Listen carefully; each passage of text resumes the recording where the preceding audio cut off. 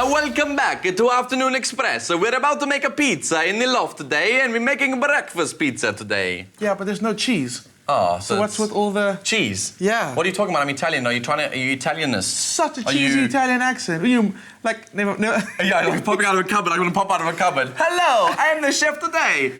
We make a pizza. All right, Clem, how do we get started with our breakfast pizza? Sure, so it's going to start off with the eggs, of course. We're making the hollandaise first. Yep. So, can you pass those egg yolks to me? Ta-da. And always, free range, right? Yes, You know this. I do, and you can always tell what a free-range egg looks like with its yolks. Definitely a different color to the ones that are not free-range.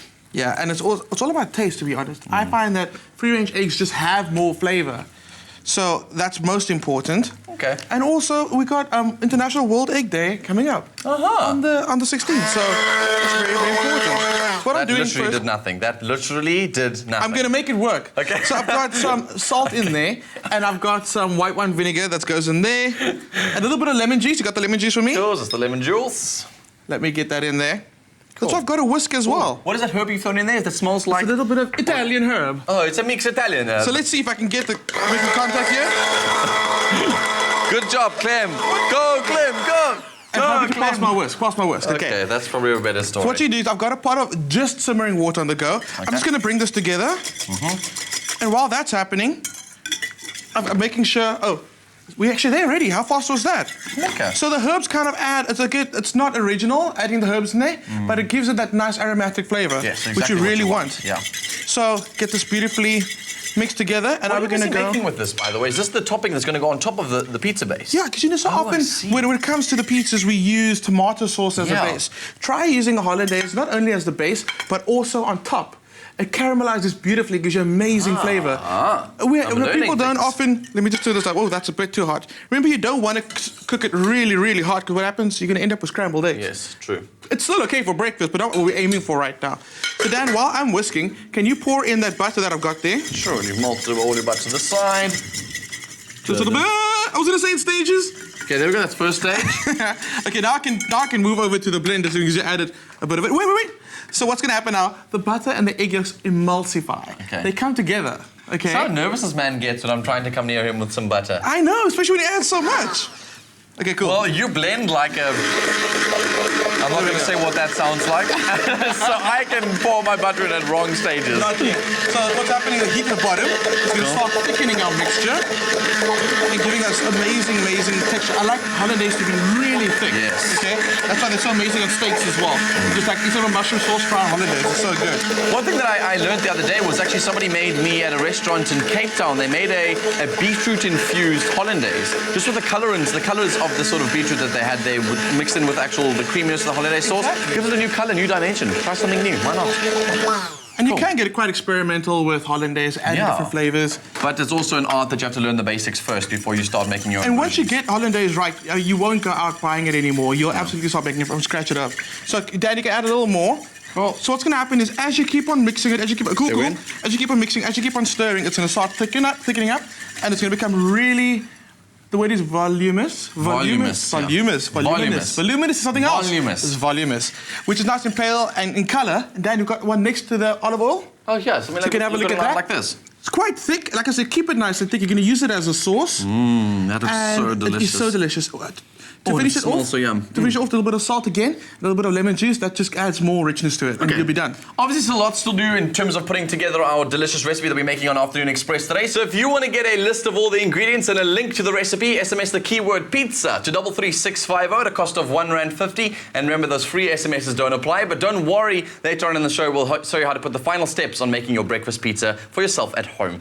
Now, Villiers Maritz is fast becoming one of the most sought-after actors on South African screens, and currently can be seen as Ben King on SABC3's High Rollers, the charming, blue-eyed, blonde-haired boy who thinks with his fists first.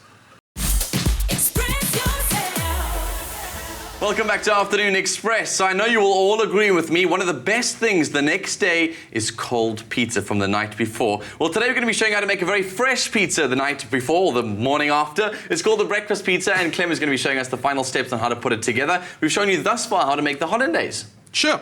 So what I've got is a beautiful pizza dough. You can use a normal bread dough. We've got so many recipes on our website, so just go and find one. That's all you need. So I've let this guy sit in the pan for about 15 minutes to get nice and puffy. and nice and aerated in rice. That's when you get like that nice yeasty flavor in there. And just if you're looking to save time, obviously you can go buy yourself some pizza dough. You can get that. Exactly. Go to a good quality baker and you'll get it from him. So this is our amazing holidays. Holidays. I just can't wait. Holidays, it's time. Can't wait. How you feel? Hollandaise sauce, which is going to go down. Like I said, it's going to replace our tomato sauce. Yes.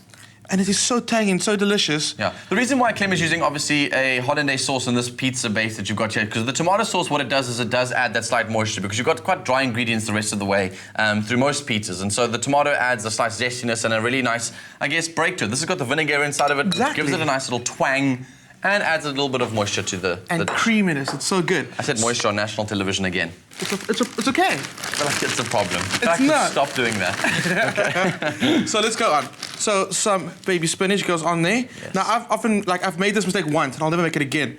So I was cooking dinner for my family. I was really young because I was in the kitchen so young, and I put a handful of spinach in the pot thinking that's going to be enough for everyone. Oh yeah. And I came there and it was like it's like nothing. It's nothing. teaspoon, yeah. So be liberal with it. It's going to wilt down in the oven. Don't worry about it. It might look a bit crazy, but it's going to wilt down and you're going to have the perfect amount of spinach on okay, it. well, when expecting a lot, I wasn't expecting that much. It's going to wilt down. Okay, I believe you. And Cool. It's good for your iron, get it into your system. Next thing, again, that Italian herb. Cool, yum. That goes on to bring in through that aromatic flavors. And some bacon. So what I've done is I've pre-cooked the bacon just a little bit. It's not necessary, but what I find is that the bacon needs a little longer cooking than the dough and that the spinach does. Okay, and also obviously pre-cooking it also what helps do is once it goes into the oven, it starts to crisp up in the oven. So you don't want nice soggy pieces of bacon on a breakfast Exactly. pizza. You want really nice crisp bits. So if you pre-cook it and you pop it in the oven, it'll get that nice little crispy edges and have all that flavor, that saltiness that you need to have. Exactly. So you'll be biting through dough, all of a sudden you get this crunchy nugget of bacon. Yum. That just sounds amazing. It sounds like a movie. Crunchy nugget of bacon. It does. It sounds awesome. T's and C's apply. TM, do not steal the idea. Great deal. So what's going to happen is now, this bad boy, with a little bit of olive oil, because I mean Italian food with olive oil doesn't exist. Yes, how could you? My nonna's turning in her grave. There we go. Olive oil goes on, and it goes into the oven. Oh, I nearly forgot. So, Nonna would really be upset. I got some bocconcini. Bocconcini. Which Now, is... basically bocconcini is a fancy word for saying it's mozzarella that they've rolled up into a ball and stuck in a bunch of salty fluid. You know what? Your Nonna would be turning in a grave right now. It's more than that. You know? Okay, so it's got the center still quite soft, Yes. and obviously being baby-sized. It's great for salads, great for pizzas. If you get a nice big bocconcini, the minute you cut through it, usually that like liquid just that like Yeah, that's oozes out. burrata. It's so amazing, burrata. so delicious. So this goes into the oven literally for 20 minutes, and it comes out looking like the guy you got over there for Ta-da. me. So can you pass it to me? 20 minutes later. So what I want to also do is we've got the hollandaise at the bottom, Yes. but top it with some more hollandaise on top before it goes into the oven. Yeah. And what's not normal, but it's amazing, it starts to gratinate, caramelize, Caramelize, and you get an yeah. amazing flavor from that. Didn't know. Because we're talking all things eggs, everything eggs, I'm going to top it with some poached eggs. I mean, it's breakfast anyway, isn't it? No, totally. I was actually wondering when the eggs was going to end up on this thing because what's a breakfast Yeah. pizza without egg? So we've got eggs used twice in this one. How amazing is that? Cool. Where's So- the first time? Oh, in the hollandaise. In yes. the hollandaise. And again, because we can't get enough of hollandaise, top it with some more hollandaise. Douse it with that Oh, sauce. it's so good. I mean, serious. On a steak, you will never ever have any other sauce besides hollandaise on a steak ever again. Amazing. Simple like that. You guys can create this over the weekend. Have it for breakfast, have it for lunch, have it for dinner. It's one of those dishes you can have at any time of the day. If you want to get the list of the ingredients and a link to the recipe, SMS the keyword pizza, PIZZA, to 33650. It'll cost you R1.50, and obviously those free SMSs do not apply. And if you've missed any of the steps on how to put it together, here's a quick recap.